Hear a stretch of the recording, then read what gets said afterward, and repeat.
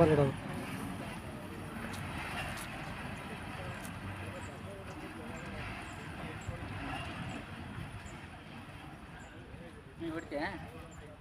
Video ಮಾಡಲ ಇಲ್ಲ ನೋಡಿ ಇಲ್ಲೇ 30 ಸೆಕೆಂಡ್ ತಗೊಂಡು ಇಲ್ಲಿಂದ ಟೈಮ್ ಓಡ್ತಾರೆ ವಿಡಿಯೋ ಟೈಮ್ ತೋರಿಸುತ್ತಾರೆ ನನಗೆ ಎಷ್ಟು ಸೆಕೆಂಡ್ ಅಂತ ಅನ್ನೋದು. 1 ನಿಮಿಷ ಇದೆ. 1 ನಿಮಿಷ ನಾ ಒಂದು ರೌಂಡ್ ಹಾಕ್ಬೇಕು.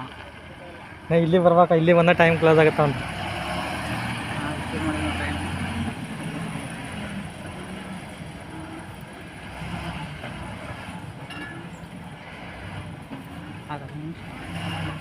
ಆಗತ್ತೆ